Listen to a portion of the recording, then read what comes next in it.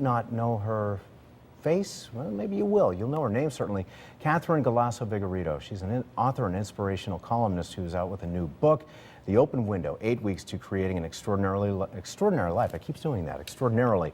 It's a daily devotional filled with encouraging true stories, biblical passages, and practical advice for dealing with life's challenges. Catherine Galasso-Vigorito joining us now to talk about this book. Now, Catherine, I've started looking at this book, and a couple things I noticed right off the bat. You say 8 weeks to creating an extraordinary life. Got it right that time. Extraordinary, define that, because a lot of people might think, well, after 8 weeks, if I'm not smiling ear to ear constantly, then something didn't work. So extraordinary, what does that mean? I think extraordinary means your own personal definition of success. Mm-hmm. What makes you happy? I mean, you know, we all have the same 24 hours in a day. Do what makes you happy. Life is so short. You know, achieve what you want to achieve. Spend time with your family. Simplify your life. Exercise.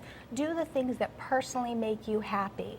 And this book is a way to encourage you. Life gets us down. Life gets us down, you know, all of us. Sure. And when a door closes, we need to look for that open window. Don't give up. When life Persevere. closes a door, God opens a window. Always. That I noticed right in there, so the open window, hence the title. And it is an 8-week daily devotional. I noticed that for each day you've got maybe 5 or 10 minutes of reading there that is quick enough, but also is meaty enough that people can use.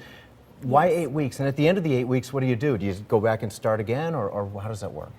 Well, what you could do is you could read one essay a day for 56 days. Sure. Or, as the book was designed, I also wrote a teacher's guide that can be downloaded from my website or the publisher's website, Turner Publishing, for an 8-week group study. So maybe you want to get together with your Bible class or your book group, and you can discuss the book, because it's nice to be surrounded by inspiration and like-minded people, so you could all gain that inspiration together. Interaction, helping each other feel the most alive that we can. Is that right? Correct. That seems to be what it's really all about.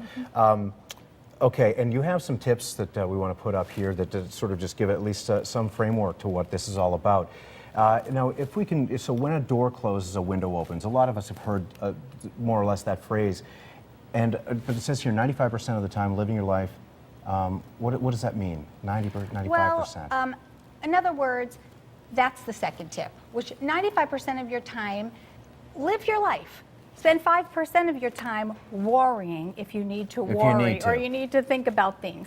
Live your life with joy and purpose. As we said before, there's so many things to be thankful for. Wake up each day and say, I'm so thankful for my health, I'm thankful for my children. I may not have everything I want right now, but that window is open. And if you believe, if you think positive, if you visualize in your mind, things really do work out and come to pass. They do indeed, and worry can consume us so easily. Correct. You brought the stones with you. Okay. Mick, Keith, Charlie, right? No, these All right, stones. So here's hold these stones in our hands, right? Okay, now don't okay. Well, the premise is many times we don't achieve our goals and our dreams because we allow something in our past to hold us back, or a mistake we made, or somebody promised us something and they didn't deliver. So what you're going to do is you're going to hold the stone in your hand, and you're going to visualize that this is a so-called limitation or a mistake that perhaps that you made. Then you are going to release it.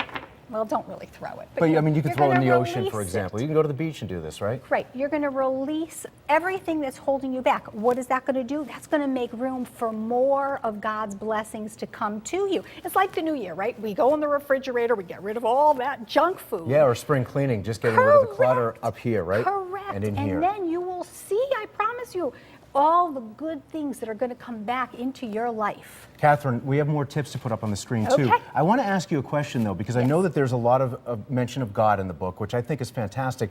But for people who might feel a little bit challenged or maybe question their faith, they struggle with it. How do you reconcile that for people who may have that trouble? Well, you know what? I've been writing my weekly column. I've been blessed to write in the it Register, right? It started in the New Haven yeah. Register. It's still in every Saturday morning now. I've been writing the column for 18 years. I have received so many beautiful letters from people, especially my people in Connecticut here, and I've never had an issue with that. I mean, I think that, you know, But it's My okay to column struggle is my point. Is it okay? Because sometimes I struggle. I go, you know, and what some recent tragedies would make anybody wonder what is God's plan. Correct. Certainly question that. So that's all I'm asking for, because I think that, you know, I don't want somebody to think, oh gosh, I have to be this ardent believer in God. Absolutely not. Can we just put up those other tips, by the way, so we can squeeze It's a those column in? and a book of inspiration. Gotcha. And I love it, by the way. So it says convert worry time into prayer time. Well, listen, someone once told me you can't pray and worry at the same time. Isn't And that prayer interesting? is not necessarily just at a church or a temple. Anywhere. Prayer could be anytime. Right. You can just be talking to God. Mark Twain one time said, you can't pray a lie. I love that. God always knows you're telling. And what were the other ones there? There was always look on the bright side, I believe. To try to always look on the bright side of life. Fantastic. And I'm really impressed with this book. You know, we mentioned when we were talking about how people might know your name but not your face because of the column in writing. Tell us really quickly, how'd you get into writing like this? Because you've been doing it for some time. Well, I don't know how quick I can tell you, but I will say very quickly, I went through a very dark time in my life. And the only thing that helped me was inspiration. Yeah. And I thought, you know what? If this could help me, it could help other people. And that's the truth. And I went to a few papers, and I kept knocking at the door, and finally, the window opened. So you're paying and it forward. The Register gave me a chance. And that was Fantastic. 18 years ago, and here we are. And by that gift, you're giving everybody else a chance too. So that, Thank you so much. in turn, answers your question that when bad times do come around, we can pay it forward and help Yeah. others with the experience that we have experienced. Light always follows darkness. Catherine, Yes. thank you so much. It's a Thank pleasure to meet you. you. Thank you, Hope you come Jeff. back sometime soon. Thank you.